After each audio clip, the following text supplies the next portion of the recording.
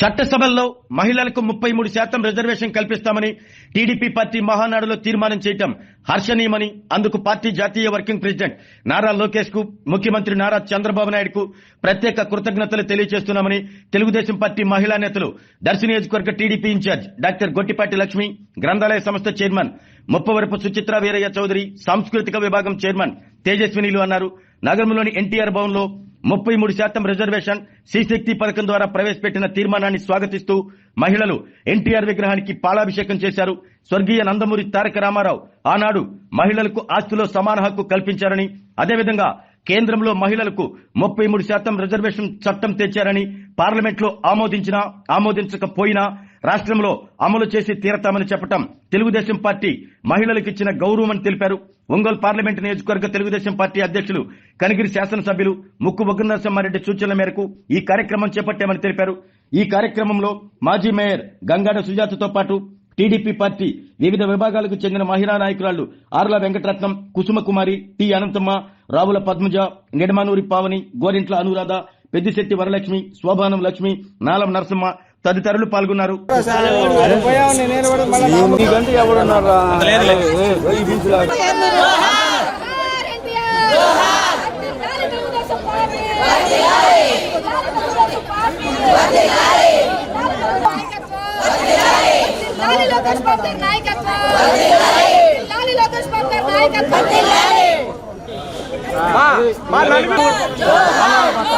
వాళ్ళ పని కదా అసలు ఆయన పని.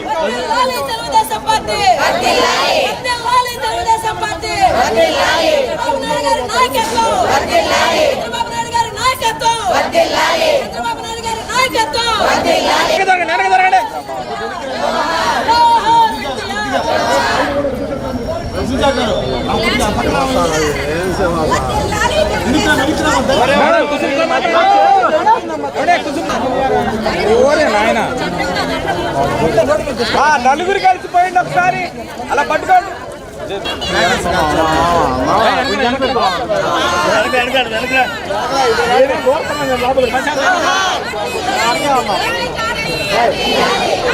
పైన కూడా వచ్చాడు, పైన వచ్చాడు కొట్టిరా.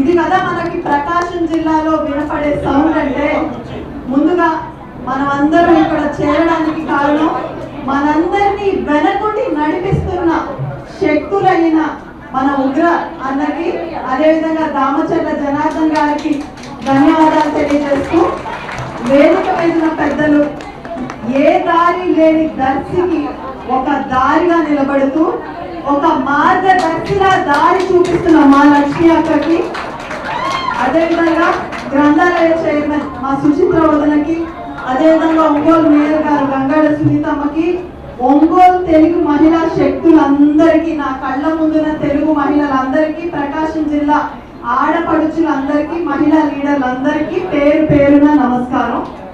ఈరోజు ఇందాక మీరు చూపించిన ఉత్సాహం చూస్తుంటే, మీ ఊపు ఉత్సాహం చూస్తే ప్రతిపక్షాల గుండెల్లో రైళ్లు పరిగెడతాయి. ఎందుకంటే ఇప్పటిదాకా మనందరినీ ఓటర్లుగా మాత్రమే చూశారు, కానీ మన అన్న మనకిచ్చిన ధైర్యం చూస్తే ఖచ్చితంగా ప్రతిపక్షాల గుండెల్లో రైళ్లు పరిగెట్టాల్సిందే అని ఈరోజు మీరు నిరూపించారు. నిన్న ఒక చారిత్రాత్మక ఘట్టానికి నాంది పడింది. అదేంటంటే, మన నాయకుడు నేషనల్ వర్కింగ్ ప్రెసిడెంట్ గా ప్రమాణ స్వీకారం చేశారు. కానీ అది చారిత్రాత్మక ఘటన, చారిత్రాత్మక ఘటనే.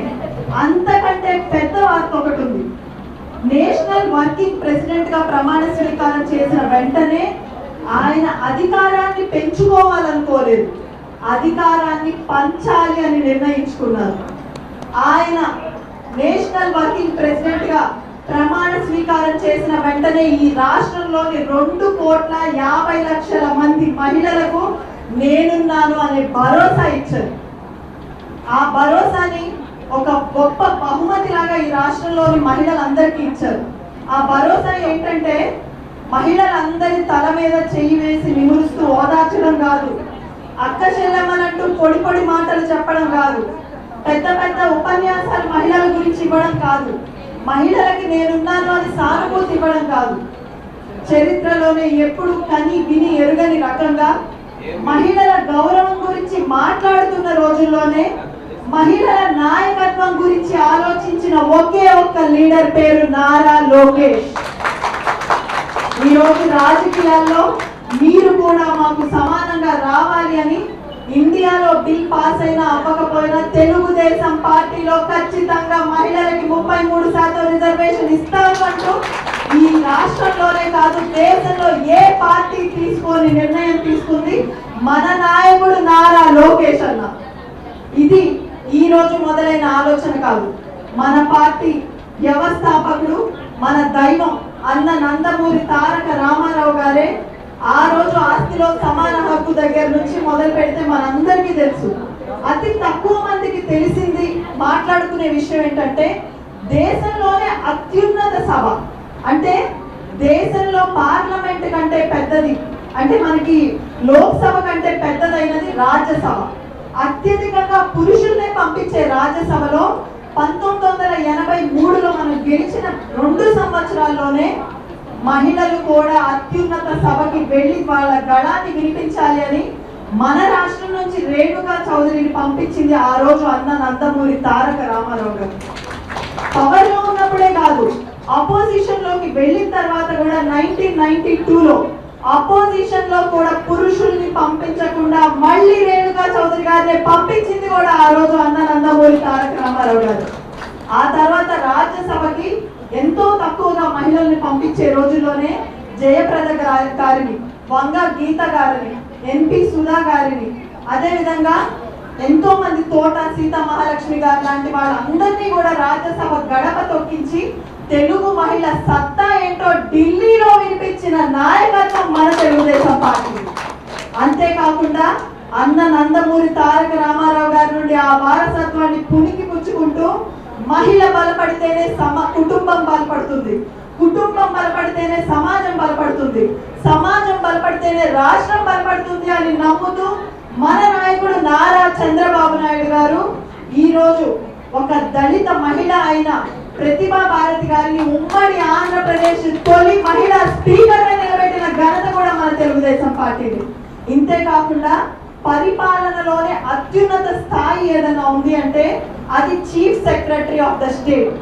అటువంటి చీఫ్ సెక్రటరీని 2002లో మొదటిసారి ఒక మహిళకి నాయర్ గారికి ఇచ్చిన ఘనత కూడా చంద్రబాబు నాయుడు గారిదే అన్నది మనం అందరం ప్రతి ఒక్కరికి తెలియజేయాల్సిన విషయం. డ్వాక్రా సంఘాల ద్వారా ఆ రోజు మన ఆంధ్రప్రదేశ్ మహిళలని అమెరికా అధ్యక్షుడు బిల్ క్లింటన్ పక్కన కూర్చోబెట్టగలిగిన ఘనత మన నాయకుడు నారా చంద్రబాబు నాయుడు గారిది. మహిళల పొదుపుని ఒక ఉద్యమంలా మార్చిన ఘనత కూడా మన తెలుగుదేశం పార్టీది.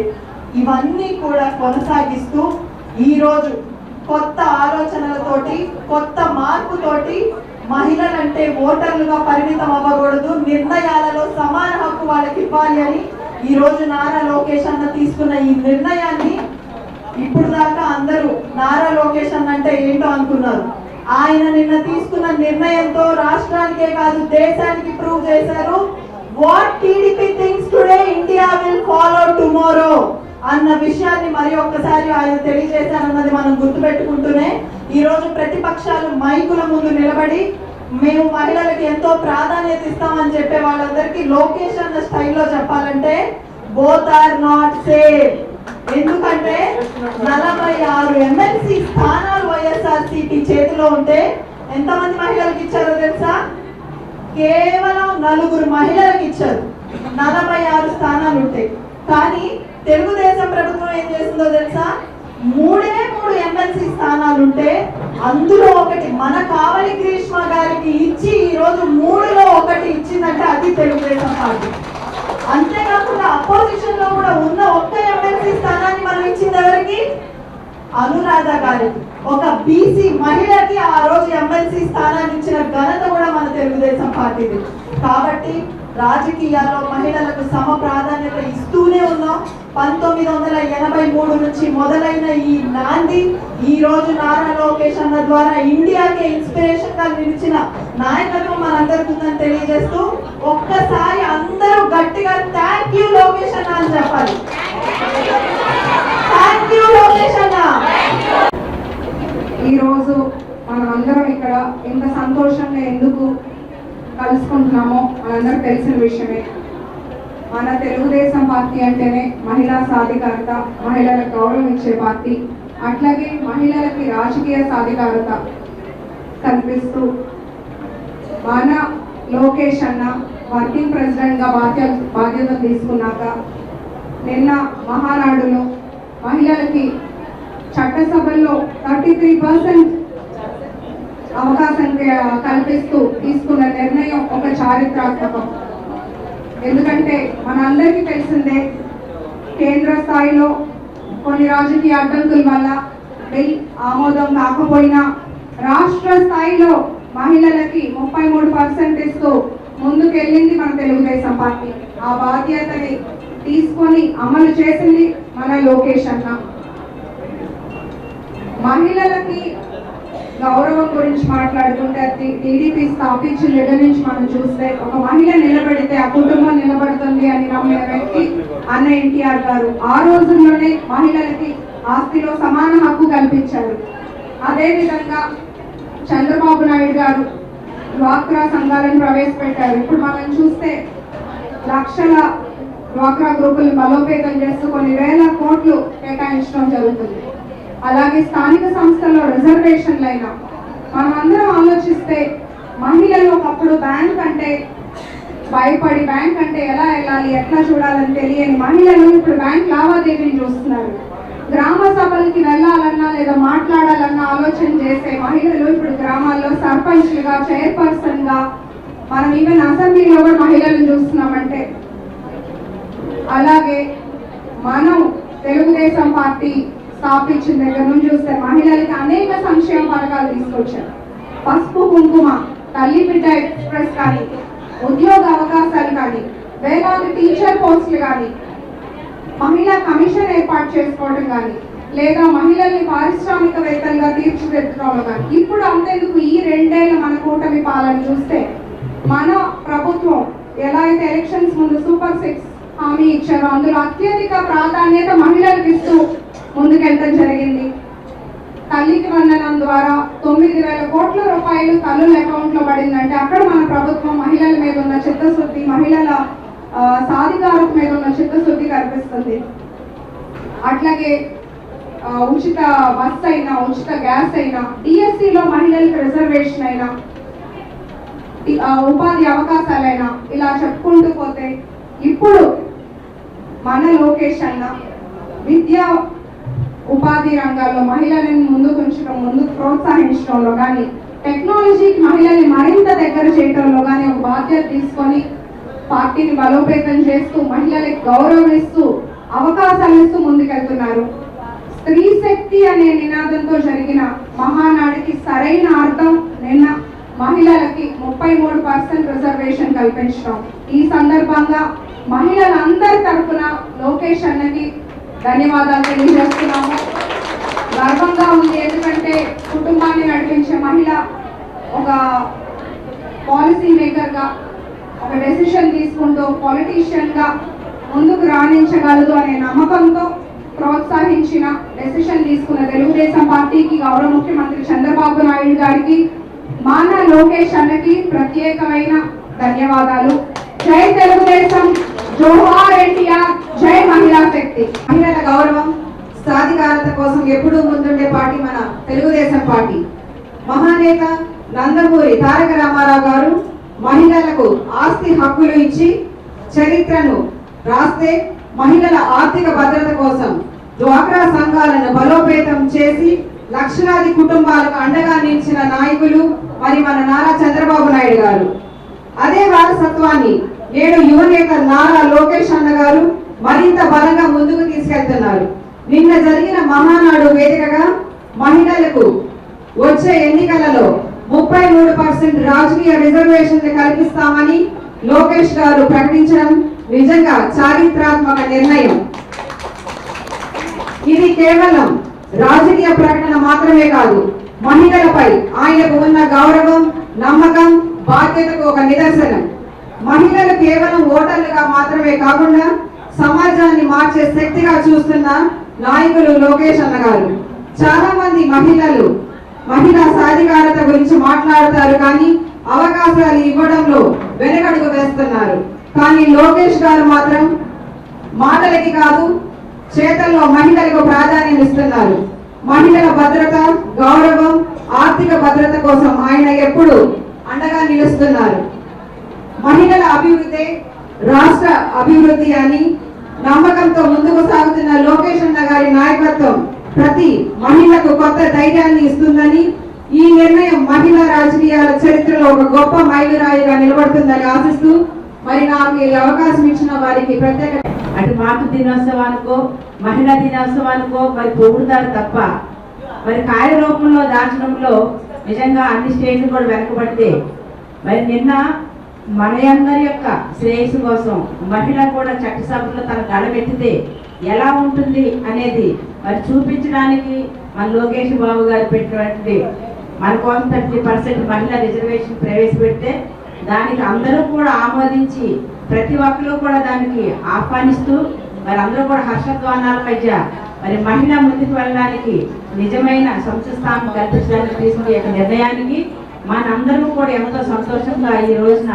ఇక్కడికి అందరూ మరి జిల్లా తరఫున మహిళలు, ముఖ్యంగా మరి పెద్దలందరూ కూడా మహిళలు ఇక్కడికి వెయిట్ చేసి మరి మన యొక్క సంతోషాల్లో పాల్పంచుకోవడానికి అవకాశం కల్పించినందుకు మొట్టమొదటిసారిగా మన ప్రభుత్వానికి మహిళలందరి తరఫున కూడా ధన్యవాదాలు. లోకేష్ బాబు గారికి ధన్యవాదాలు, అలాగే మరి మన యొక్క సీఎం గారికి కూడా ధన్యవాదాలు తెలియజేస్తూ మరి వాడు మనం నిర్వహించిన పాలాభిషేకానికి మరి అందరూ కూడా పెద్ద ఎత్తున రావడం అనేది చాలా తక్కువ టైంలో మనకి 1-2 గంటల ముందే ఈ విషయాన్ని తెలియజేసినప్పటికీ కూడా మరి మహిళలందరూ కూడా పెద్ద ఎత్తున వచ్చి వారి యొక్క సంతోషాన్ని వ్యక్తపరచడం అనేది చిన్న విషయం కాదు. ఎందుకంటే మహిళ ఏ రంగంలోనూ కూడా తక్కువ కాదు, పురుషులతో సమానముగా ఇంట బయట అన్ని పనులు చేస్తూ ఇంకా ఇంట్లో అదనంగా కుటుంబాన్ని చూసుకుంటూ కుటుంబంలో తన యొక్క మెయిన్ హోమ్ మినిస్టర్ గా ఉంటూ మరి ఎంత చక్కగా తన యొక్క బాధ్యత నిర్వహిస్తుందో మనకు తెలిసిన విషయమే. ఓర్పు నేర్పు ఉన్నటువంటి ఏకైక వ్యక్తి మహిళ. మరి అలాంటి అంత ఓర్పుతో నేర్పుగా మరి మన యొక్క రాష్ట్ర అభివృద్ధులను కూడా భాగస్వామ్యం ఇవ్వడానికి మన ప్రభుత్వం కూడా అందుకు కారకులు అయినందుకు మరి మనం అందరికీ కూడా వారి కృతజ్ఞతగా ఉండాలి. అంతేకాకుండా ఈ రోజున మహిళలు స్త్రీ శక్తి అంటే ఉచిత బస్సు ఇవ్వడం వలన ప్రతి ఒక్కరు కూడా ఇంటికే పరిమితమైనటువంటి మహిళ, వంటింటికే పరిమితమైనటువంటి మహిళ ఈ రోజున బయటకు వచ్చి తన సొంతంగా మరి ఒక దేవాలయం దర్శించుకోవాలని, ఒక షాపింగ్కి వెళ్ళాలని, ఏదైనా ఊరు వెళ్ళాలన్నా కూడా మరి ఉచిత బస్సు ఉన్నందువలన మరి ప్రతి ఒక్కరు కూడా వారి యొక్క అవసరాన్ని కూడా మరి సంతోషంగా నెరవేర్చుకోవడానికి మరి అవకాశం కల్పించింది ఈ ప్రభుత్వం. అలాగనే ఈ రోజును కూడా మరి చట్టసభలో మనకు గడమెత్తి మన యొక్క మహిళలు ఎదుర్కొన్నటువంటి సమస్యలు కానివ్వండి, ముఖ్యంగా నేడు మనం చూసినట్లయితే ఎక్కడ చూసినా మరి అఘాయిత్యాలు, మరి ఆడపిల్లల మీద మరి ఎన్నో అఘాయిత్యాలు మనం చూస్తున్నాము.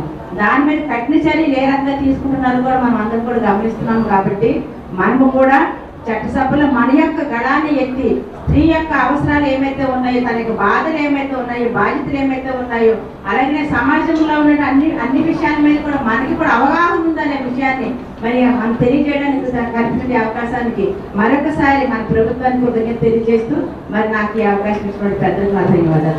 ఆరోగ్యమే మహాభాగ్యం అంటారు, కానీ ఆరోగ్యాన్ని నమ్మకంగా కాపాడే స్థానం ఎక్కడ?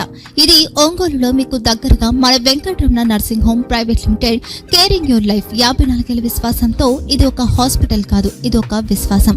3 తరాలుగా వేలాది కుటుంబాలను ఆరోగ్యంగా నిలిపిన ఆదరణ. మా నిపుణుల వైద్య బృందం మా దగ్గర అనుభవం కలిగిన బృందంలో అందించే సేవలు neurosurgery, general medicine, diabetes, pulmonologist, general surgery, ophthalmology, urology, orthopaedic, ENT, paediatrics, dental surgery, anaesthesiology, gynaecology, cardiology, emergency మరియు క్రిటికల్ కేర్. ఒంగోలులో ఆరోగ్యానికి ఒక కొత్త శకం ప్రారంభమవుతుంది. వెంకటరమణ ఐ హాస్పిటల్ ప్రారంభించబడింది. కంటి ఆరోగ్యానికి ప్రత్యేక పరిష్కారంగా ప్రభుత్వ ఉద్యోగులు, రిటైర్డ్ ఉద్యోగులు మరియు వారి కుటుంబ సభ్యుల కోసం ఈహెచ్ఎస్ ద్వారా వైద్యం, క్యాష్లెస్ సేవలు, Medi Assist, Star, GHPL, Aditya Birla, Bajaj Allianz మరియు ఇతర ప్రముఖ హెల్త్ స్కీమ్లు అందుబాటులో ఉన్నాయి. ఆరోగ్యశ్రీ, డాక్టర్ ఎన్టీఆర్ వైద్య సేవా నిధి అందుబాటులో ఉన్నాయి. చిరునామా ఆర్టీసీ బస్టాండ్ ఎదురుగా Kurnool road, Ongole. Phone number 08592282623, cell number 9100679099.